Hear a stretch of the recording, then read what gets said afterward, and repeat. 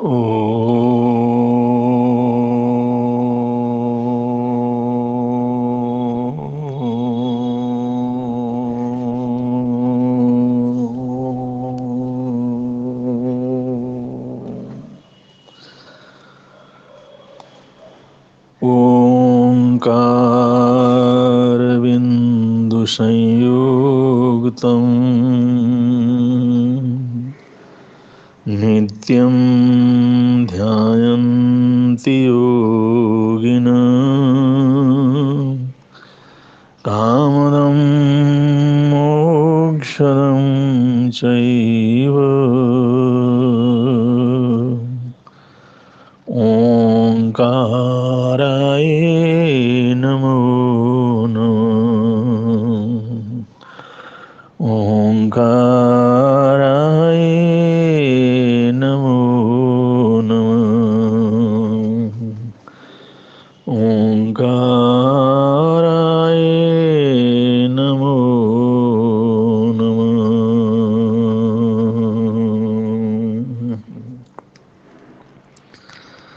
भारतवर्ष, हिंदुस्तान, जिसे अंग्रेज लोग इंडिया कहते थे, इसका सबसे प्राचीन नाम तो भारतवर्ष है। ये अपरंपार समृद्धि का देश रहा है प्रारंभ से ही, क्योंकि संस्कृति का निर्माण, संस्कृति की शुरुआत भारतवर्ष से हुई, सभ्यता की शुरुआत भारतवर्ष से हुई। शहरीकरण, नगरीकरण का प्रारंभ भी भारतवर्ष से हुआ। भारतवर्ष सबसे पुरानी सभ्यता का देश है। सबसे पहले सभ्यता यहीं जन्मी और यहीं पर पनपी। सबसे पहले सामाजिक विज्ञान का आविष्कार यहीं पर हुआ, शोध यहीं पर हुआ। तो भारत का प्राचीन इतिहास जितना प्राचीन है उतना ही वैभव संपन्न भी है। इस देश में 6 ऋतुएं होती हैं। हर ऋतु में होने वाले अनाज, फल, फूल, साग, सब्जियां 12 महीने भारतवर्ष में उपलब्ध होती हैं। संपदा के हिसाब से, व्यापार के हिसाब से हमेशा यहाँ पर समृद्धि रही है। और मानव निर्मित संसाधनों के साथ साथ इस देश का वन्य वैभव वो भी अपरंपार बिखरा हुआ रहा है। तो हमारे देश में प्राचीन समय से ही आदिवासी वनवासियों का बड़ा भारी वर्चस्व रहा है। ये सब प्रकृति के बीच में ही रहते थे, प्रकृति के साथ ही रहते थे। ये प्रकृति के अंदर इतने घुले मिले हुए थे जैसे कि वन्य पशु आदि या पक्षी आदि जो प्रकृति की गोद में हमेशा ही सुखी जीवन व्यतीत करते हैं, ऐसा ही सुखी जीवन, ऐसा ही रोग मुक्त जीवन आदिवासियों का, वनवासियों का रहता था। और जंगलों में, वनों में इतनी संपदाएं थीं, जड़ी बूटियों की संपदाएं, औषधियों की संपदाएं, चंदन जैसे वृक्षों की संपदाएं, अद्भुत चमत्कार देने वाले अन्यान्य हजारों प्रकार के वृक्षों की संपदा, फलों की संपदा और जमी कंदादि अद्भुत से अद्भुत ताकतवर चीज़ों की संपदा, जो तरह तरह की दवाइयों के रूप में, भोजन के रूप में, शक्ति संपन्न साधनों के रूप में ये सब जंगलों के अंदर ही मिलते थे। और इन सब का प्रयोग आदिवासी, वनवासी, जंगल के अंदर रहने वाले या जंगल की तलहटियों के अंदर रहने वाले लोग इसका उपयोग करते थे। पर वनवासी भी संपन्न थे, आदिवासी भी संपन्न थे, और उनको कुछ चाहिए भी नहीं था। वो प्राकृतिक जीवन अपने जीवन में जीते थे। तो हमारे देश का शहरीकरण भी अद्भुत था और यहाँ के ग्राम का विकास भी अद्भुत था, क्योंकि भारत तो पहले पूरी तरह गांव में बसता था। और ग्रामीण समाज, गांव में बसने वाला समाज तो संपन्न था ही। जंगल के अंदर रहने वाला समाज, वनवासी, आदिवासी समाज, वो भी अपरंपार वैभव संपन्न था। उसके बाद शारीरिक शक्ति और प्राकृतिक संपदा, स्वास्थ्य का लाभ और ज़रूरतें कम, ये सब समृद्धियां उनके पास मौजूद थीं। लेकिन जैसे जैसे बाहर के आतताएं आए, उन्होंने जैसे ग्रामीण जीवन को, सामाजिक जीवन को या राज्य के परिवेश में रहने वाले जीवन को, व्यापारी जीवन को नुकसान पहुंचाया, लूटा, बर्बाद किया। ऐसे ही वन्य जीवन को, वन्य संपदा को, वन्य समृद्धियों का भी विनाश करना प्रारंभ किया। और अपरंपार संपदा जो हमारे देश के जंगलों के अंदर थे, उन सबको लूट लूट करके अपने देश में लेकर के जाते रहे। तो वन्य संपदा भी अपरंपार थी, अद्भुत थी। और इन लोगों ने फिर उन आदिवासियों को और वनवासियों को, जंगल के पास रहने वाले अनेक ऐसी जातियों को, मानव की उनकी सभ्यताओं को नष्ट करना प्रारंभ किया। और अपने गुलाम जो जमींदार थे, जागीरदार थे, साहूकार थे, महाजन थे, उन सबको ये जंगली संपदा को विनाश करना, लूटना, और वहाँ पर रहने वाले आदिवासी, वनवासियों के ऊपर अन्याय अत्याचार करके उनके अधिकारों को छीनना, उनसे अत्याचार पूर्ण ढंग से काम लेना, और ये वन्य संपदा को लूटने का उन लोगों ने प्रयत्न किया। और ऐसे राजकीय समुदायों को, राज्यों को, रजवाड़ों को तो नष्ट किया ही, और साथ साथ में उन्होंने वनवासी समाज को, आदिवासी समाज को भी बहुत बड़ा नुकसान पहुंचाया। ब्रिटिश सरकार ने जो वन संपदा का विनाश किया, वो अपने आप में बहुत काला इतिहास है।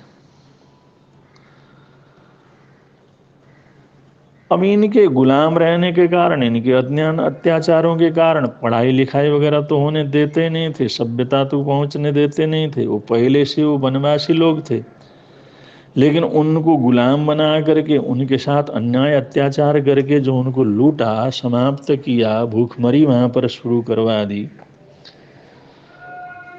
इससे सामाजिक जीवन के साथ साथ वनवासी समाज और आदिवासी जंगल का समाज, वो भी बहुत तकलीफ के अंदर आया। और ये अद्भुत से अद्भुत जो हमारे देश के पशु थे, वन्य पशु थे, उनको भी मार करके ले जाने लगे। तो ऐसे वन्य समाजों को नष्ट किया।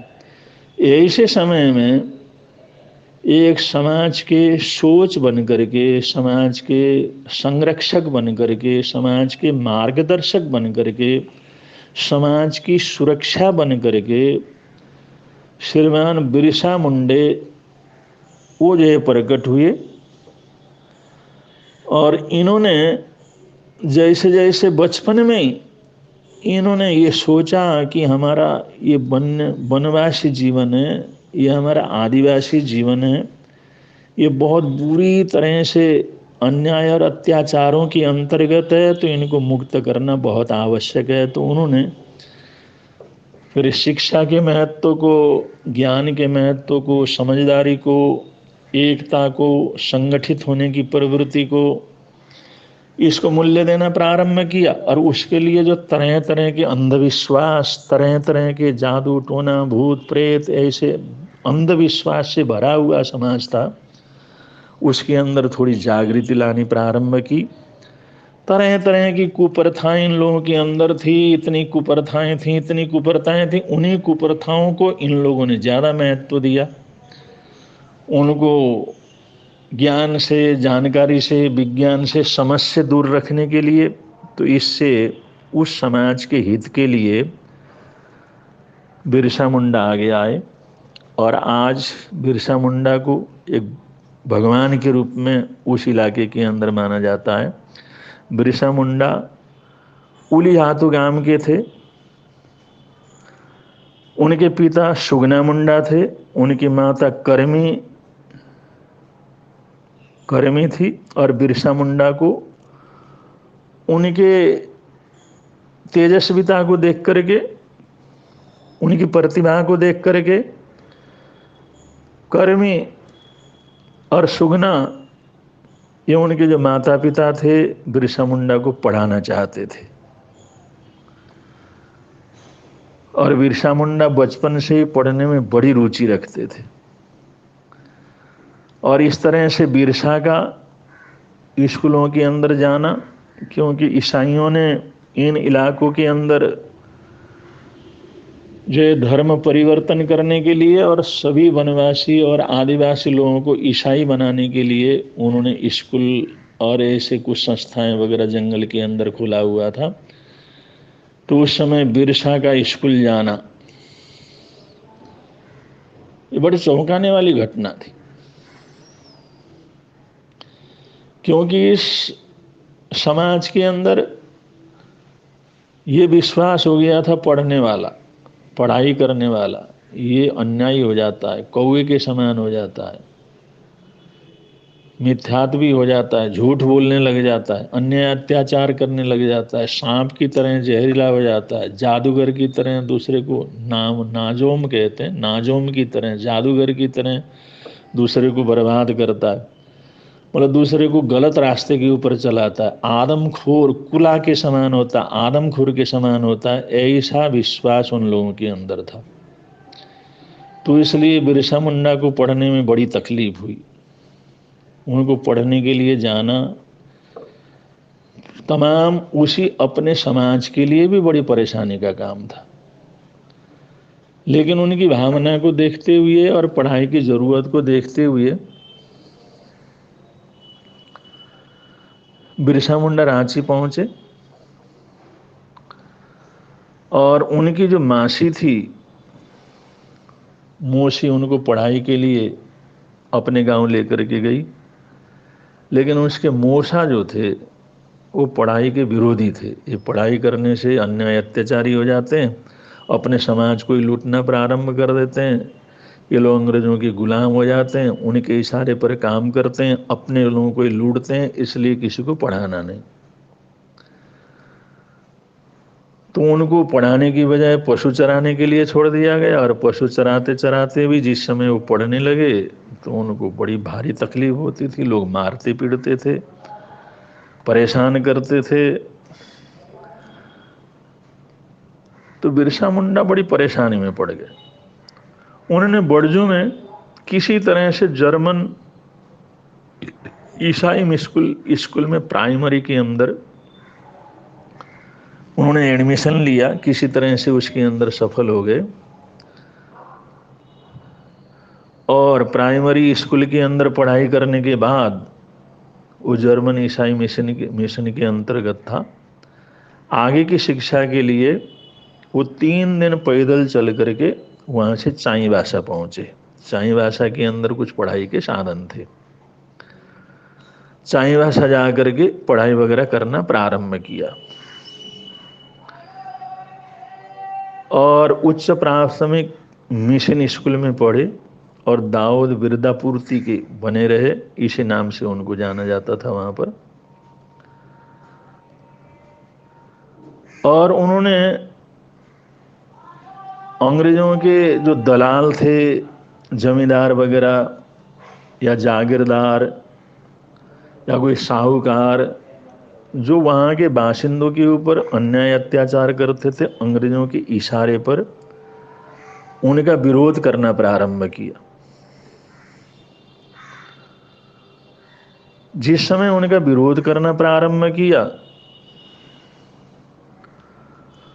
और अन्याय अत्याचारियों से अपने आदिवासियों का जमीन वापस दिलवाना, उनके पेड़ वापस दिलवाना, उनका जंगल वापस दिलवाने का प्रयत्न जिस समय करने लगे, तो ईसाई मशीनरी ने कहा भाई ऐसे तुम लड़ते रहोगे तो कभी तुम जीत नहीं सकोगे और ये जमीन वापस नहीं करवा सकोगे। इससे तो तुम, ईसाई किसानों को सरदार उस समय कहा जाता था, वो भी जमीन छीनने का ही काम करते थे और वो भी अंग्रेजों के गुलाम के रूप में काम करते थे। तो ईसाई मिशनरी ने ये कहा, उसको देख करके बिरसा मुंडा को, अगर तुम ईसाई बन जाओगे, ईसाई धर्म अपनाओगे तो तुम अपने समाज को न्याय दिलवा सकते हो, और ऐसे लड़ करके विरोध करके कभी तुम आदिवासियों को या वनवासियों को न्याय नहीं दिलवा सकते, उनका जमीन नहीं छुड़वा सकते, उनको जंगल के अधिकार नहीं दिलवा सकते। इसके लिए तुम्हारे को कानूनी कायदे, कानूनी तौर पर कोर्ट कचहरी के माध्यम से ये जीतना होगा, न्याय प्राप्त करना होगा। ये रास्ता है, तुम ईसाई बनो और ईसाई बनने के बाद ईसाई धर्म स्वीकार करो, उसके बाद ये विद्रोह को छोड़ करके कानूनी कोर्ट कचहरी के माध्यम से तुम इन लोगों को अन्याय अत्याचार से बचा सकते हो। तो ये देख करके जैसे जैसे समय बढ़ा, वो बड़े हुए और उनके अंदर देश सेवा की, समाज के सेवा की भावना कुट कुट करके भरी होती थी। तो उन्होंने ये सोचा चलो भाई ऐसा करने से होता है तो ठीक है। तो उन्होंने जो विद्रोह करना था, जो उनका अपना ढंग था लड़ने का, उसको छोड़ दिया और कानूनी ढंग से लड़ना प्रारंभ किया। कानूनी ढंग से कोर्ट कचहरी के माध्यम से लड़ना उन्होंने प्रारंभ किया, न्याय के लिए, अन्याय अत्याचार से समाज को बचाने के लिए, उन लोगों को शिक्षा की प्राप्ति करवाने के लिए। क्योंकि इसमें बड़ी परेशानी ये थी, एक तरफ उन अंग्रेजों को, अंग्रेज दलालों को, उनको समझा करके स्कूलों को बनाना और पढ़ने का अधिकार दिलवाना, और दूसरी तरफ जो उनके अपने समाज में अध्ययन के प्रति नफरत, विद्या के प्रति नफरत, पढ़ने के प्रति नफरत, शिक्षा के प्रति नफरत, और एक अशिक्षा के अंदर ही जो डूबा हुआ समाज था, ऐसे लोगों को जो अपने समाज के अंदर ही इनका विरोध करते थे, जो अशिक्षित थे और अशिक्षा के लिए लड़ते थे, वो कहते शिक्षा प्राप्त नहीं करना, शिक्षा नहीं देना, लड़कियों को नहीं बढ़ाना, बच्चों को नहीं पढ़ाना, पढ़ाने से इतने खराब हो जाते हैं, पढ़ाने से ये पुरानी परंपराओं को छोड़ना शुरू कर देते हैं, जो हमारी मान्यता है उनको मानने से इनकार करते हैं। तो इसलिए पढ़ाना, ये उनका अपना समाज, यहीं का जो समाज आदिवासी समाज है, वनवासी समाज है, वही बिरसा मुंडे का विरोध करता था कि ये हमारे समाज के नियमों के विपरीत चलता है, हमारी मान्यताओं के विपरीत चलता है, हमारे विश्वास के विपरीत चलता है, हमारी परंपराओं के विपरीत चलता है, हमारे रीति रिवाजों के विपरीत चलता है। और वो रीति रिवाज इतने अशिक्षापूर्ण थे, इतने नासमझी भरे हुए थे, उन चीज़ों को छोड़े बगैर ये समाज कभी आगे बढ़ नहीं सकता था, कभी स्वतंत्रता के लिए लड़ नहीं सकता था, अपने अपने अधिकारों के लिए लड़ नहीं सकता था। तो बिरसा मुंडे को दोहरी लड़ाई लड़नी पड़ी, एक तरफ अपने समाज से लड़ना, अपने समाज के जो विकास के विरोधी लोग थे उनको लड़ना, जो परंपरावादी लोग थे उनको उससे लड़ना, जो अंधविश्वासी परंपरा से आकंठ डूबे हुए थे उनसे लड़ना, और उनको उन परंपराओं को छोड़ करके कुछ समझदार बनने के लिए, आगे बढ़ने के लिए उनके साथ युद्ध करना, उनको समझाना। एक उनका विरोध झेलना पड़ता था और दूसरा जो अन्याय अत्याचार अंग्रेजों की तरफ से हो रहा था, उनकी तरफ से उनको अधिकार दिलवाने के लिए लड़ना पड़ता था। तो ये दोहरी लड़ाई अपने जीवन के अंदर लड़ते रहे, और दोहरी जीवन की लड़ते लड़ते जिस समय उन्होंने कहा ईसाई मिशनरी में तुम ईसाई धर्म को स्वीकार करके और न्याय प्रक्रिया से लड़ोगे तब जाकर के ये काम हो सकता है, तो बिरसा मुंडा ने अपना विरोध छोड़ दिया, अपने हथियार छोड़ दिए, अपने जो कटार रखते थे, तीर रखते थे, बल्लम रखते थे, उन सबको छोड़ा उन्होंने, सारे हथियार छोड़ करके उन्होंने कानून कायदे के द्वारा वो लड़ना प्रारंभ किया। और ये लड़ाई, कानून कायदे की लड़ाई, शांतिपूर्वक लड़ने का जो प्रयत्न है 30 वर्ष तक किया। 30 वर्ष तक करने के बावजूद भी उनको कहीं पर भी अपने समाज का सुधार, अपने समाज की उन्नति, अपने समाज को अधिकार मिलने की स्थिति उनको नजर नहीं आई। तो उन्होंने जिस समय ये जो स्थिति देखा और उन्होंने तो विरोध करना प्रारंभ किया, पढ़ते पढ़ते भी भाई इस तरह से हम कानूनी कायदे से चल रहे हैं, फिर भी जो है ये अंग्रेज लोग और अंग्रेज के गुलाम लोग हमारे ऊपर अन्याय अत्याचार करते रहते हैं। ये लोग हमारे को इस तरह से जो है धोखा देते हैं, बेईमानी करते हैं, कहते कुछ हैं करते कुछ नहीं है, हमारे को बेवकूफ़ बनाते हैं। तो ऐसा जब उन्होंने उनसे लड़ना शुरू किया तो वो लोग भारतीय समुदाय को, आदिवासियों को, वनवासियों को जंगली कहते थे, धोखेबाज कहते थे, झूठे कहते थे, गालियां देते थे।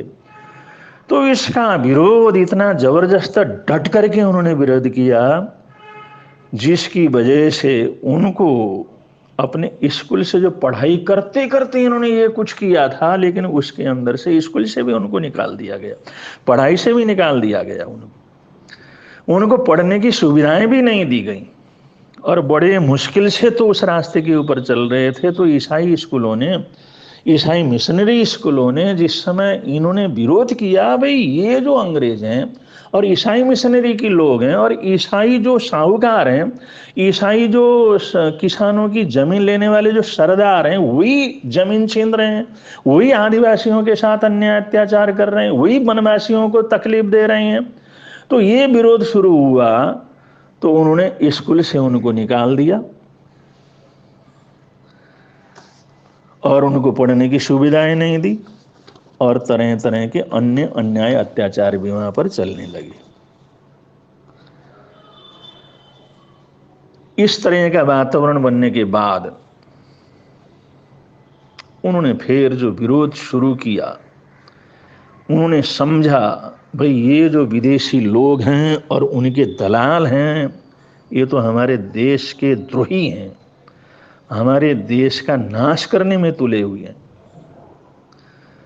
तो उन्होंने जो युद्ध किया, उन्होंने जो लोगों को समझाया, वो आगे बढ़े। तो लगातार फिर वहाँ का जन समुदाय, वहाँ के लोग धीरे धीरे उनसे जुड़ते चले गए। उनको ये पता लगा भाई बिरसा मुंडा की तरफ चलना, उनके साथ चलना, उनको सहयोग देना, ये हमारे लिए बहुत आवश्यक है। और धीरे धीरे तो बिरसा मुंडा के प्रति लोगों की भावना इतनी जागृत हो गई, वो लोग उनको भगवान की तरह पूजने लग गए और उनका बल बढ़ने लगा, उनका विरोध बढ़ने लगा, उनका बल बढ़ने लगा। जनता जैसे जैसे साथ हुई और जनता ने देखा भाई बिरसा मुंडा जो है हमारे लिए लड़ रही हैं, बिरसा मुंडा हमारी उन्नति चाहते हैं, बिरसा मुंडा सब पढ़ें ये चाहते हैं, बिरसा मुंडा सच्चाई को समझाना चाहते हैं, बिरसा मुंडा जिन परिस्थितियों से हम गुलाम बने हुए हैं उससे निकालना चाहते हैं। तो जनता जैसे समझती गई और बिरसा मुंडा का अनुसरण करना शुरू किया, उनका बल बढ़ता चला गया, बढ़ता चला गया। तो सन 1890 में इतना जो है ये अंग्रेज और अंग्रेज़ों के दलाल और ईसाई लोग वो उनके इतने खफा हो गए, उनको चाई भाषा छोड़ करके वहाँ से निकलना पड़ा।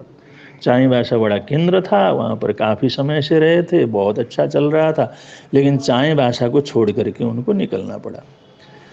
और उन्होंने जो है देखा ये ईसाई धर्म को स्वीकार करने के बाद भी ये लोग हमारे इतना विरोध करते रहते हैं और ये अन्याय अत्याचारी करते रहते हैं। तो इन्होंने कहा भाई ईसाई धर्म में रह करके कुछ नहीं, ये तो इन लुटेरों का धर्म है, ये तो उन झूठ बोलने वालों का, धोखेबाजों का है। तो ऐसा समझने के बाद उन्होंने ईसाई धर्म का विरोध किया, और ईसाई धर्म का जो विरोध किया तो ईसाई धर्म को उन्होंने छोड़ दिया और ईसाई धर्म को छोड़ करके पुनः अपना पुराना जो आदिवासी सरना धर्म था, जो भारतीय परंपरा थी, भारतीय देवी देवताओं की परंपरा थी, भारतीय विश्वास थे, भारतीय मान्यताएं थी और भारतीय संस्कृति थी, और वो आदिवासी संस्कृति के अंतर्गत उसको सरना धर्म कहा जाता था, उसके अंदर लौट आए। और उनके जो है आदिवासी सरना धर्म में वापिस आने के कारण, उस ईसाई परंपरा को, ईसाई धर्म को छोड़ने के कारण से हजारों हजारों लोगों ने, जो ईसाई बने थे वो भी ईसाई धर्म को छोड़ करके सरना धर्म के अंतर्गत आ गए। तो आदिवासी पुराना जो धर्म परंपरा थी, पुराना विश्वास था, भारतीय परंपरा थी, और भारतीय जो परंपरा के अंतर्गत जो सरना धर्म आदिवासियों के अंदर चलता था, उसके अंदर लौट करके आए। और लौट करके आते आते उनका बल भी बढ़ा और उनकी सामर्थ्यता भी बढ़ी, और उन्होंने समाज के हित के लिए काफ़ी कार्य भी किए। और उनके साथ साथ इनका जो अंग्रेजों का अन्याय अत्याचार तो बढ़ नहीं था जी, इन्होंने सोचा इनकी ताकत बढ़ी, अगर इसकी ताकत बढ़ेगी और ये समाज का हर वर्ग इसके साथ जुड़ करके चलेगा तो ये स्वतंत्र करना पड़ेगा, हम घर को यहाँ से उखाड़ देगा। और इन आदिवासियों से लड़ना, वनवासियों से लड़ना हमारे सैनिकों की बस की बात भी नहीं है। तो इस प्रकार बहुत तरह तरह के अन्याय अत्याचार तो करते रहे, लेकिन बिरसा मुंडा चाहे कैसी भी तकलीफें थीं, कितनी बार उनको गिरफ्तार किया गया, तकलीफ दी गई, परेशान किया गया, अन्याय अत्याचार किया गया, लेकिन जैसे जैसे उन अन्याय अत्याचारों को सहन करते हुए समाज के हित के लिए, देश की स्वतंत्रता के लिए और देश की समुन्नति के लिए, समाज की उन्नति के लिए, समाज के अधिकारों के लिए लड़ते चले गए, तो उनका जीवन इतना ऊंचा हो गया। आज सारा झारखंड का इलाका और उधर से जो आदिवासी इलाका है, और उस आदिवासी इलाके के अंदर बिरसा मुंडा को एक भगवान के रूप में माना जाता है, बड़ा भारी आदर सत्कार दिया जाता है, उनको अपना मार्गदर्शक माना जाता है, अपना संरक्षक माना जाता है, और उनका नाम स्मरण किया जाता है। और जितने भी जनजातियां हैं वो सभी जनजातियां बिरसा मुंडा को अपना आराध्य मानते हैं, अपना संरक्षक मानते हैं, अपना हित चिंतक मानते हैं, और अपने समाज की उन्नति का कारण मानते हैं। आज उनमें जो सभ्यता या जो समझ पैदा हुई है, उसके लिए बिरसा मुंडा को विशेष रूप से महत्व देते हैं। ऐसे विद्रोही जीवन जीते जीते और उन जो अन्याय अत्याचारियों का विरोध करते करते बिरसा मुंडा एक मानव से भगवान का रूप उन्होंने धारण किया। उस समाज में उनकी बड़ी प्रतिष्ठा है, और आज भी वहाँ के लोग उनका इतना मान सम्मान आदर सत्कार करते हैं, मूर्तियाँ मंदिर तक उनके वहाँ पर बने हुए हैं।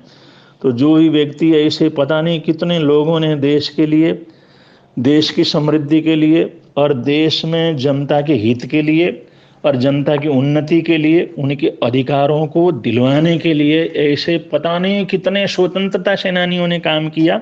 और बिरसा मुंडा के साथ साथ उनकी पूरी फौज थी, पूरे उनके शिष्य थे, उनके लोग थे, उनके मित्र थे, जो सैकड़ों हजारों के रूप में उनके साथ कदम से कदम मिला करके चले, और उन्हें समय समय पर बड़ी बड़ी तकलीफ़ों को भी प्राप्त किया, यहाँ तक भी मौत भी उनको स्वीकार करना पड़ा, लेकिन करके आगे बढ़े। इस प्रकार बिरसा मुंडा ने अपने आप को एक महान स्वतंत्रता सेनानी के रूप में और समाज सेवक के रूप में अपने आप को स्थापित किया। ऐसे लोगों को हमारी संस्कृति, हमारे देश की संस्कृति नहीं भुला सकती। और ऐसे ऐसे न मालूम कितने लोग हमारे देश के अंदर हैं जिनका हमारे इतिहास में जैसा मान सम्मान होना चाहिए, आदर सत्कार होना चाहिए, जानकारी होनी चाहिए, वो चीज़ नहीं है। क्योंकि जो है वो अंग्रेजों ने, जो अंग्रेजों के लिए अंग्रेजी में इतिहास लिखा, अंग्रेजों के हित के लिए अंग्रेज लोगों ने अंग्रेजी हित के लिए अंग्रेजी भाषा में इतिहास लिखा, वही इतिहास चलता रहा। और उसी के आधार पर चलते चलते हमारे देश को 60-70 वर्ष व्यतीत हो गए, लेकिन उसके अंदर जो परिवर्तन होना चाहिए, आज तक वो परिवर्तन जैसा होना चाहिए नहीं हुआ। इसके कारण हमारा देश स्वतंत्र होने के बावजूद भी गुलाम की प्रवृत्तियों के अंतर्गत ही रहा। लेकिन इन महापुरुषों का जीवन हम पढ़ेंगे, सीखेंगे, उनको आदर्श बना करके आगे चलेंगे, तो हम अपने देश की उन प्राचीन परंपरा को, प्राचीन समृद्धि को और प्राचीन वैभव को पुनः प्राप्त कर सकते हैं। इन्हीं मंगल कामनाओं के साथ, सद्भावनाओं के साथ अपने वक्तव्य को यहीं पर विराम दे रहे हैं।